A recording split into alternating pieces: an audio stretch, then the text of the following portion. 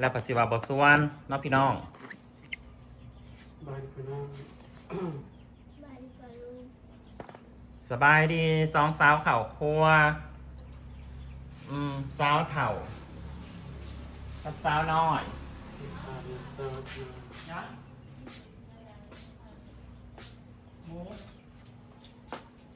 เสียเนี่ยตอนนี้นะ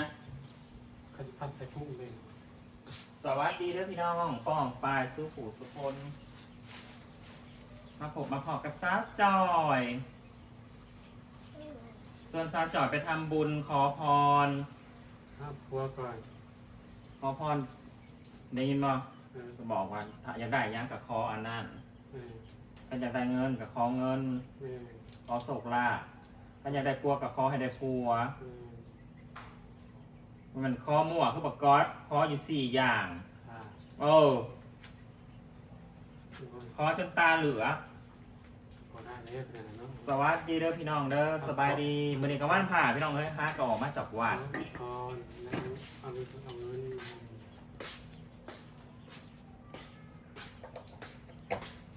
จ้อยล่าสุดเราก็ซื้อมาให้ฟังมีFCเนี่ยมึงน่ะเอากับอีจอยเฮ้ยไอ้มึงน่ะเอากับอีแม่ฉันไม่เอาค่ะฉันหาพวกพลังไปน้องไอ้ก็แม่ซาเนาะเพราะมีคือการมันเอาตันได้วะฉันงงวะแม่ยิ่งคือการลงท่านุมีคือการไปน้องมึงกลายแล้วเป็นผัวถ้าคำบอกตัดผมเนาะคือเก่าแล้วเป็นร้านนอกกันคือเก่าแล้วมันบอกคือเก่านะคือซาได้เพียงไว้เวลานอนบ่ขึ้นคือเก่า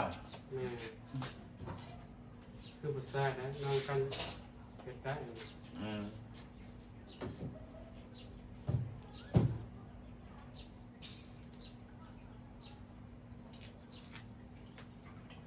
ท่าเนี่ยซ้อนจ้าข้าสักดิ์ให้จอยเป็นผัวสั่งข้าสักดิ์ให้เมซ้อนเป็นผัวว่ะสั่งเอากันมันยากก็ต้องไปตามมาดอกผักหลังนะว่าสั่งถ้าหนูเอากลับเนี่ยซ้อนเนี่ยหนูผูกคอตายเขาผูกคอตายดีกว่าแม่เอาคอตายปวดน้อยอ๋อใจมันนั่นใจห้าวนั่นบัดใจปวดไปน้องบ่ได้หมักกระเทยแม่โอ้ยใจห้าวบัดใจปวดมึงก็ลองเอามึงกลัวกับเรานะกระทามระเบิงเอากันเนาะไว้ได้นี่เอาคือกันแล้วบัดคลองตัดบกคืนท่านอีกบกคืนท่านอีกบกคืนคือเก่าคลองบกคืนมึงเอากันเป็นยังสิบอกขืนเล่าแห่งกับขืนง่ายไรหนาวมึงแต่ห้ามบอกคืนคือหน้าแต่ว่ามันอ่อนถ้ามึงบอกขืนถ้ามันอ่อนกับมึงกระหายแล้วเป็นผัวปัจจิยาย่างสลับห้าวเลยกับผู้ชายคืนกันมากับผู้ชายคืนอุ้งอ่ะว่ากับผู้ชายอะไรฮีฟูอีตาหนาวใจกับคืนไปหน่อยใจกับขืนพอใจโอ้ยพี่น้องพูดเอาหมูผมมาซอยจอยนั่นอันนี้ที่ไม่มีเรื่องจะจอยเอามีดมาผ่าล้างก่อนแล้วเส้นด้ามออกมาไปช่วยสิจะฟ้าหัวละมองออกดอกเอาเต็นหัวมันเอาออก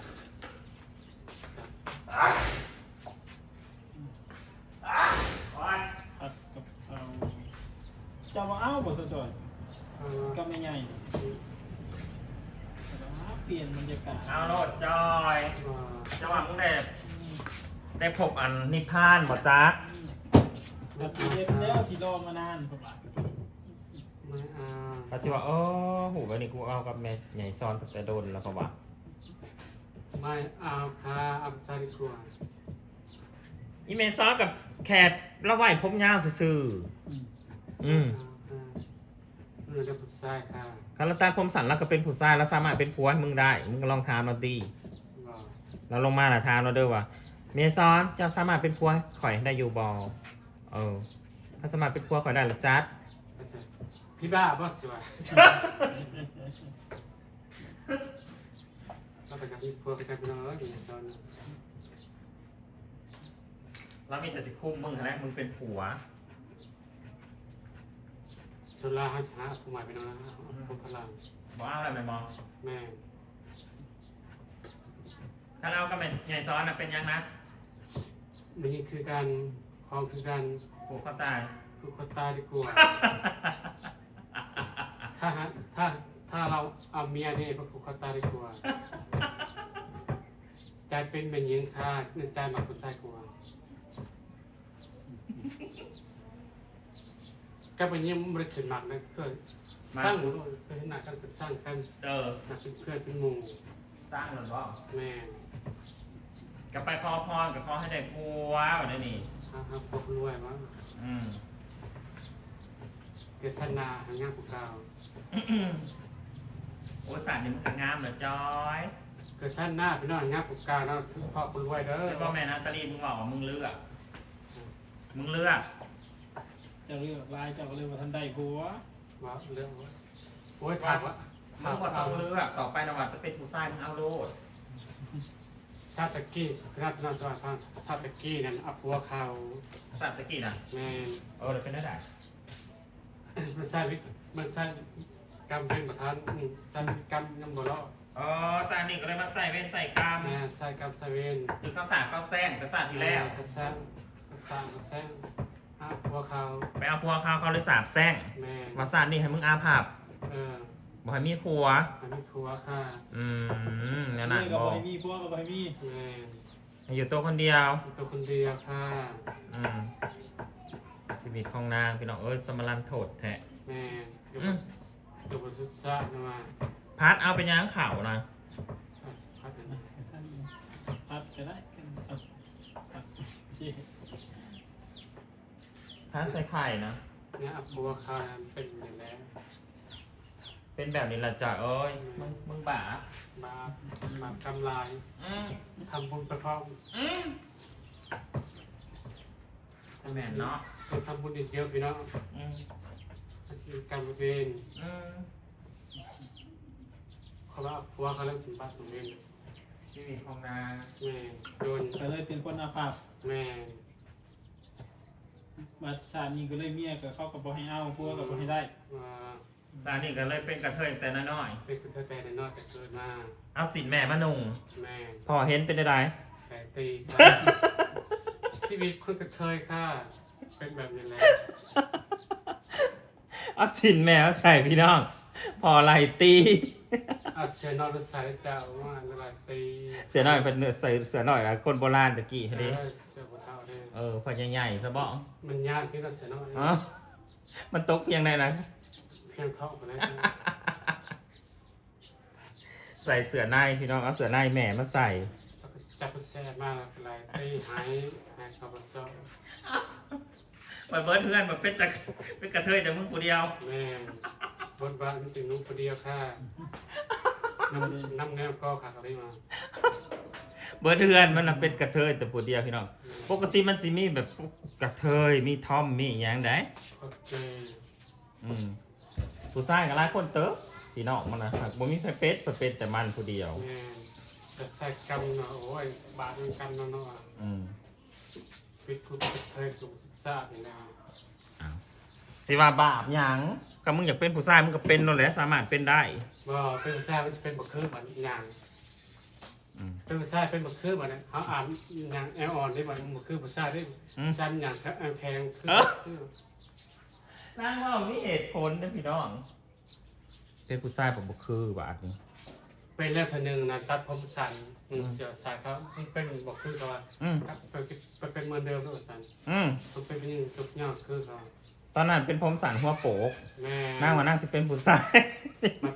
นุ่งทรงข้าสั้นนุ่งทรงขย่ำคือที่บัน นางว่านั่งสิเป็นผู้ชายค่ะแต่แท้เพราะว่าตัดผมสันบ่รอดพี่น้องเอ๋ย บอกแล้วบอกแล้ว อืม ข้าวว่าเห็นชื่อข้าวเห็นว่าคือผู้ชายเนี่ยครับว่า อืม นี่จะกว่าแบบย้ายว่ากว่าแบบนี้ใช่ไหม อืม เป็นยิ่งแบบคือเรากลับไปเป็นเหมือนเดิมใช่ ทุกคนเข้าใจไหมที่มันพูด บอกว่ามีคนให้เป็นให้เว่าเสียงคือผู้ชายเด็กเราสิเว่าแบบใดวะ ว่าซอย เป็นแบบนี้ไปเลย ชีวิตของนาง ที่ของนางจ้า อืม มีผมเอาก็เอาถ้ามีผมเอาก็อยู่คนเดียว อยู่คนเดียวแล้วสายอยู่น้ำปูนี่น่าเลย ว่าถ้าเอากับลุงวาว ลงมาแม่เบิร์ดขึ้นไปย่างแล้วนะมาทำเบิร์ดมันสุดไปนะบอส ร้อยมาเลยเลย เอาออกแต่ไม่อันนี้ ตาดนวลออก แต่ว่า ตาดเอาหล่นแหลมๆนะเอาเคียงนะมาห้องก็เป็นเรื่องราวสตอรี่ของสาวจอยพี่น้องเอ๋ย ครับเกิดบทสุดซาพี่น้อง เป็นยังสิเกิดบ่ซูดมันเกิดบ่ซูดมันสิเกิดมาได้บ่ เกิดบทสุดนี่แบบมันนี่ครึ่งหนึ่งใช่ครึ่งหนึ่งที่แบบ เกิดบ่ซูดสามมียิงเครื่องหนึ่งผู้ชายเครื่องหนึ่ง อันนั้นน่ะเพิ่นบ่สุดบ่ตะจอย แม่ เป็นกระเทยมาทันซะอืม เมียก็ให้ได้เนาะผัวก็บ่ให้ได้มันก็ลูกเนาะ